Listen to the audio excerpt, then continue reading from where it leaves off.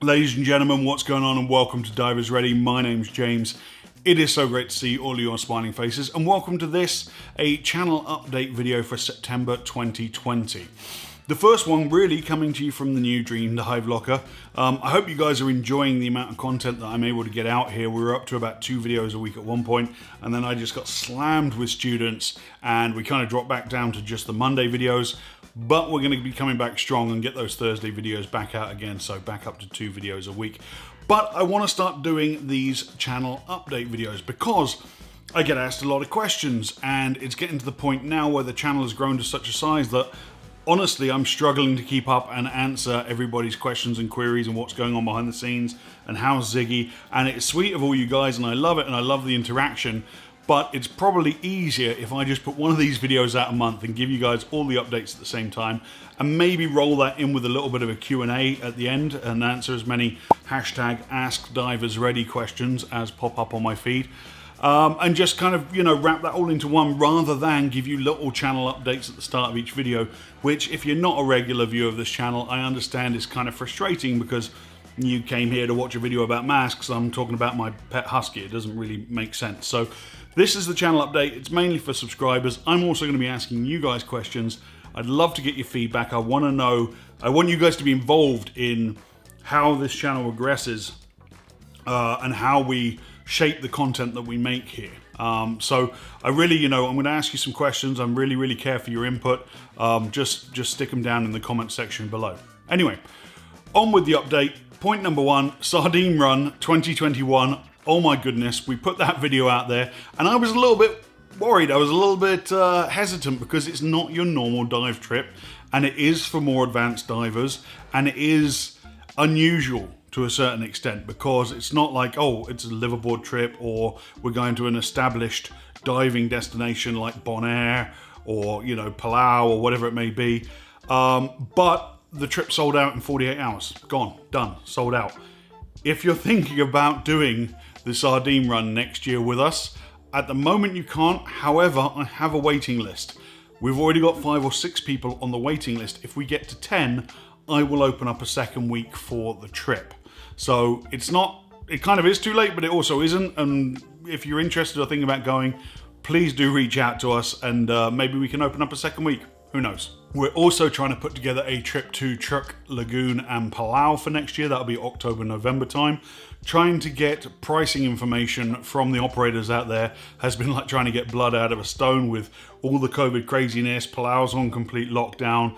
So I'm kind of trying to be as patient as possible, but at the same time, we're almost a year out. So it's time to put the video out, put the brochure together, get the pricing information and the package sorted out, and then release it to all of you guys. But that trip is still going ahead at this moment. We just don't have the details to share. So a lot of people commented on our big dive locker reveal video that they want to see more of Ziggy, our pet husky. That will definitely be happening. She is a star in the making for sure. And she's just the center of our household. So I figured I'd share with you her adoption story. Basically, my wife and I were looking for a dog. Husky was not on the list of breeds that we were even considering. We live in South Florida. Didn't even think it'd be an option. I honestly just wanted a mutt, just a mixed breed, mongrel. And we went to the pound on a given day, and she'd literally just been bought in. She was on death's door. She was incredibly skinny, underweight. She was 25 pounds. She's 50 pounds now, healthy. And she's about 4 years old, so we've had her for 2 years. But yeah, I mean, we hand fed her, we nursed her back to health. They wouldn't even let us adopt her at first because the vet said, well, it's our policy to not let dogs be adopted that aren't sterilized, and we can't sterilize her because she's been starved half to death and she won't survive the anesthetic. So I kind of got into an argument with the people at the pound. I said, no, I'm taking this dog home today and I'll bring her back to get her sterilized in 3 months' time when she's healthy. And that's kind of how it played out because I was pretty insistent.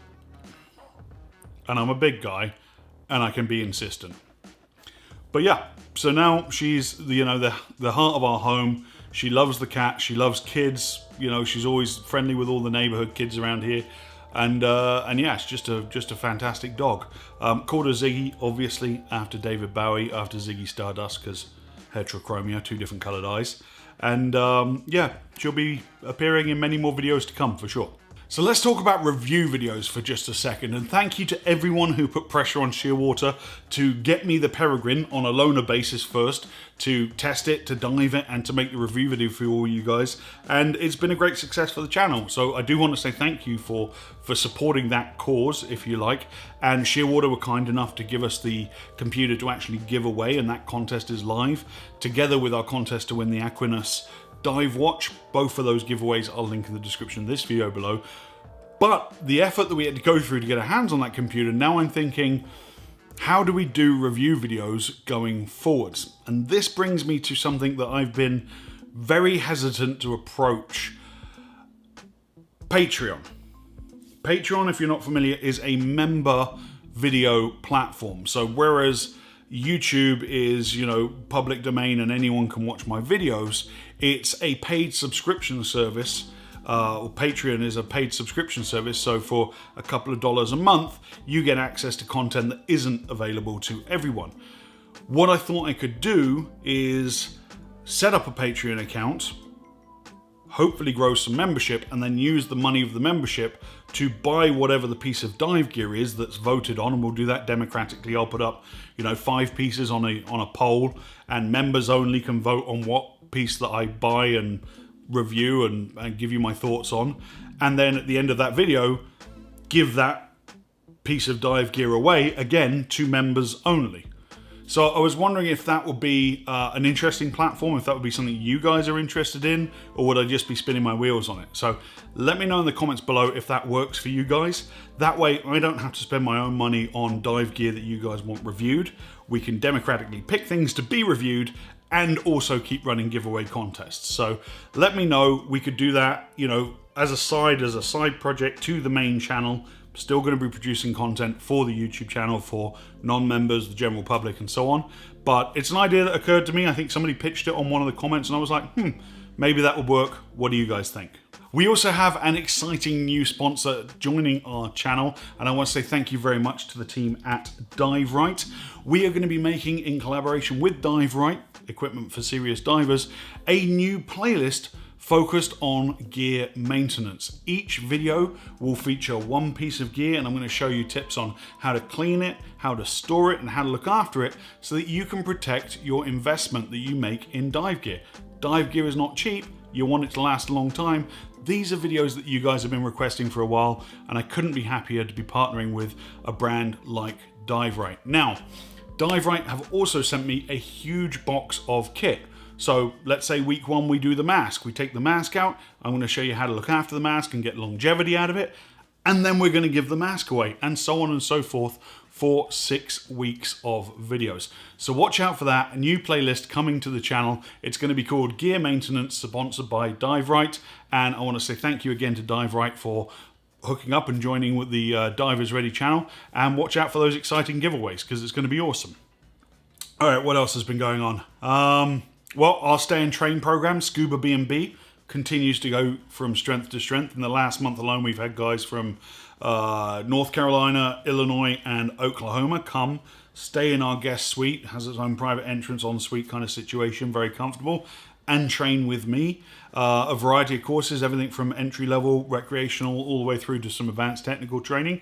And that's been keeping me busy. That's why we dropped back down to 1 video a week for a while there. But it's been hugely successful. Accommodation options in Miami are challenging, especially with COVID, but even in the good times. So doing like a Airbnb combined with scuba training has proven to be very successful for us, very popular option. And it's also a more immersive experience because it's a bed and breakfast basis. So we're talking about your dive training while we're eating eggs and drinking coffee in the morning, and then we get to go diving together. So if there's anyone out there interested in like, oh, how can I come and train with you? Absolutely, our doors are open, and our calendar fills up pretty quickly, but shoot me an email, james@diversready, and let me know, how many days of diving you want to do, how long you can stay in Miami, and what training you're looking to do, and we'll put a package together for you. Everything is highly customizable. Right, let's move on to the Q&A. I've got some questions up here on the screen. Thomas Innes asks, I'm curious, have you ever dived the Atmos Mission 1? That's a dive computer if you're not familiar. I'd love to hear what your opinion is. Thomas, sorry mate, I haven't, and I'm not going to make up an opinion or read an online review for you because I don't personally have experience with that piece of kit. I do get asked a lot, have you tried this, have you tried that? And if I have, I can give you my sort of real world experience. But on that one, no, I haven't dived the Atmos Mission 1. Maybe that will be one of the pieces we'll put up in the poll if we go the Patreon route and we start doing, members only reviews. Maybe that could be a thing.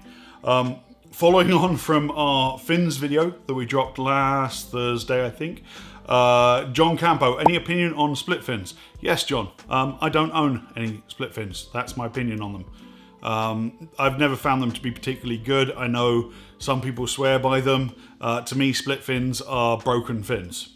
So that's why when I made that fin video, my selections didn't include any. But, there must be a reason that they keep designing them, keep putting them out there, and people keep buying them. So I'm not exactly sure what the benefit is. I know it's supposed to be less stress on your calves, but I just couldn't get any propulsion out of the damn ones that I tried. So that's where we are with split fins.